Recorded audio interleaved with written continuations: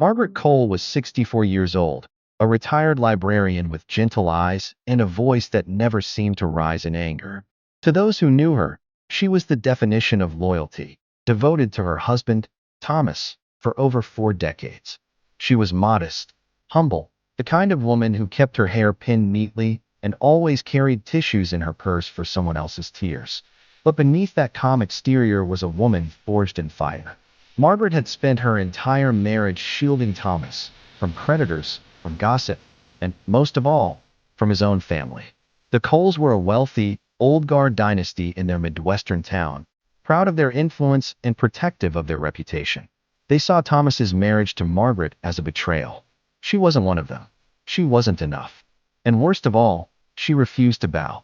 Her diary revealed the way she saw herself. Not a victim, but a buried. A single line written weeks before her death captured her truth.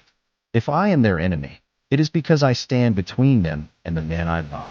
The Cole family gatherings were infamous for their sin intention. On the surface, there were smiles, toasts, and polished silverware. But beneath the veneer, resentment pulsed like a hidden current. Thomas, once the family's pride, had fallen into financial ruin.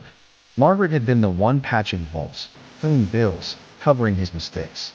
Where his family saw a weakness, she saw a man in fighting for her. And that loyalty made her the target of whispered accusations. She keeps him away from us. She's the reason he doesn't stand tall. She's the one who ruined him. For years, Margaret endured it silently. But in truth, she carried the scars.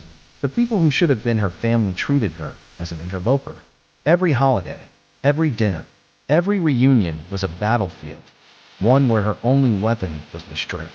Until the summer gathering that changed everything. Subscribe and click on the link below to watch the full video.